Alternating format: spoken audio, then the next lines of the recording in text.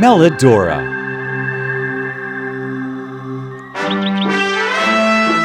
Once upon a time, when, I need something different here. When an apple was just a fruit? Nah, When war raged upon all over the... cliché, When the moon was without spots and... untrue. Oh, I got it! How about once upon a time when handheld showers were not still invented? Nice. Once upon a time, when handheld showers were still not invented, oh, and neither did they have any significance to the story whatsoever, there was a kingdom called the Happy Kingdom, and true to its name were its people, its king, and the heir to the throne, Prince Tyler. Tyler was a jolly good guy. Wait, that's not Tyler. Oops, sorry. Tyler was a jolly good guy. A highly trained warrior. Could play all the musical instruments. Actually, he cannot play the guitar. Could play almost all the musical instruments. And was loved by the people of his kingdom for his kindness and charm. That's better. Looks, skills, and a big heart. Tyler had it all. Except for... Tyler, son, I am so worried for you. Why are you worried, Father? You are soon going to become the king of the Happy Kingdom, and the people expect the king to have a queen. Sorry, son. You'll have to find your love. Enough is enough. I've decided to hold a great festival in our kingdom. Princesses from our neighboring kingdom are going to come, and this would be a great opportunity for you to find someone special. But Father, you don't need to do that. I will find the right person when the right time comes. The right time comes for people who stop waiting for it and move towards it. I've already sent the invitation. I want you to go and meet your Aunt Alexis. Aunt Alexis? Why? Why? Because she helped your mother find the best person in the whole world. Me! All right. And so, Prince Tyler went to meet his Aunt Alexis. Tyler, what a pleasant surprise. What brings you here, my prince? Aunt Alexis, Father is holding a festival where he has invited princesses from all around the world to stay in our palace. And he is hoping that I may be able to find the right partner. He has sent me to you for your advice. Ah, that is all? It's quite simple. Give your heart to someone who laughs through their miseries and cries at others' pain. Prince Tyler thanked his aunt for her counsel and went back home. He thought the advice she had given him was rather strange, but he decided to see what comes of it. The day of the commencement of the festival arrived, and the kingdom was ornamented with rare flowers and exquisite decorations. King Arthur welcomed them all in person. Princesses of our neighboring kingdoms, thank you so much for accepting my invitation. You must be tired from the journey, so rest up, have supper, tour around our kingdom, and tomorrow morning there is a picnic arranged for you by the beautiful Happy Lake. Why are you laughing? Because I can't help it. Tyler watched from his balcony as the guests kept arriving all throughout the evening. Finally, when the night was quiet, he looked up at the starry sky. I wonder what tomorrow would bring. That special someone? Or just a simple nothing? One can only wait in the ship of time, helpless and yet eager. Oh, morning, please come soon.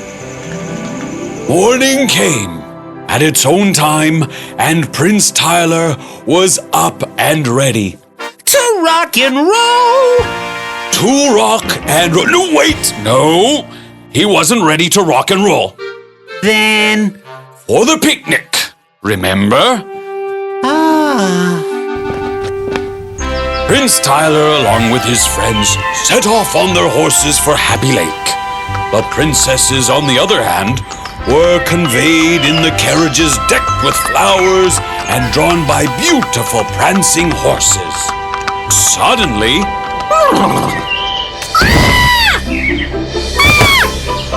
Oh no! Goodness! Fortunately, no one was hurt. Prince Tyler mounted off his horse amidst the weeping and cries of the princesses.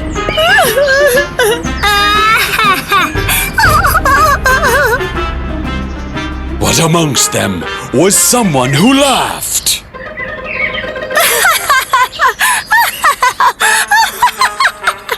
Oh dear, we must have looked so funny all tumbling into the ditch. I wish I could have seen it. We're still rather a funny sight, aren't we? Hilarious. Give your heart to someone who laughs through their own miseries. Prince Tyler helped them get up one by one, but his eyes remained fixed on the princess who was laughing at her own misery. He helped her up too, but there was so much mud on her face that he could not see what she really looked like. But it was more than enough to start the bells in his heart ringing. Hey, Jacob! Who is the one who was laughing? Why, that's Princess Mellidora of the Cheerful Kingdom, Prince. Princess Mellidora! That evening, there was a royal ball arranged by King Arthur where the princesses participated. But amidst them all Prince Tyler was trying to do was find who Mellidora was. Suddenly... Oh, many apologies. I didn't... It's not your fault, Prince Tyler. And that was it. Prince Tyler had recognized the voice. His eyes sparkled and his heart jumped a little. Princess Mellidora? Thank you for helping us out at the ditch. It was hilarious, wasn't it? I am just glad you are unscathed. I mean, all of you. May I have the honor? You may. Goodness me. Look at them. They look so good together.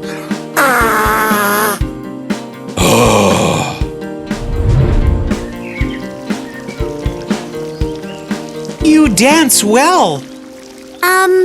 You aren't that bad either. I love how you laugh. Easy, Prince. Don't fall in love with me. I can't marry you. Why? Good night. Oh. Prince Tyler could not sleep that night. Don't fall in love with me because I can't marry you. Why can she not marry me? And why did she come here if she did not want to marry me in the first place? Anyway, it's not like I asked for marriage. After all, there is the other half of Aunt's counsel that is still to be considered. But then why am I feeling so restless? Is this love? Early next morning, all the royal guests were to go out riding into the woods. Huh? I am late!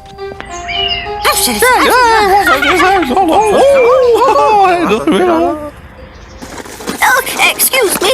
Excuse me! Please, give way! Excuse me! Ah!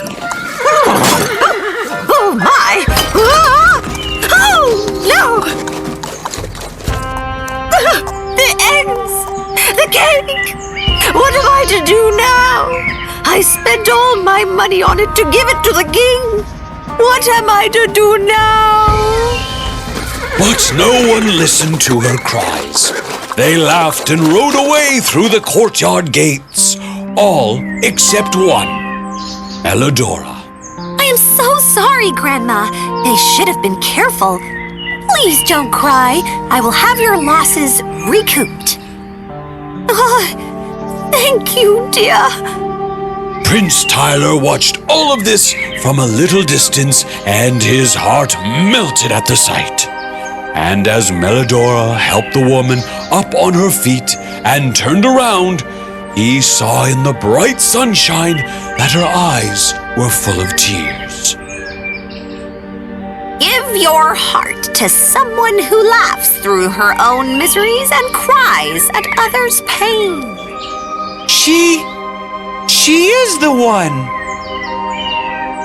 Prince Tyler helped Mellidora take the old woman to the castle where she was taken care of. Later that day, he went up to her. I don't know why you said you cannot marry me, and why you asked me not to fall in love with you, but falling in love is not a choice, you see? It just happens. And I have fallen in love with you. And I respect your decision. But I just want to know why you don't want to get married to me. That's all. Tyler, I like you. Maybe love, even. But I don't know you well. And you don't know me either. That's why I cannot marry you. You see, unlike the other princesses, I cannot just take your hand and come into your life. We both need to first walk into each other's lives, get to know each other, and only then can we truly fall in love with each other. But I guess, being a prince, you wouldn't want that. That's why I said I can't. Ridiculous! Let's get to know each other! And that's what they did. Prince Tyler and Princess Mellidora bonded more and more over time until they were inseparable and ready to get married. What's next? A grand wedding, of course. I am so happy I want to cry.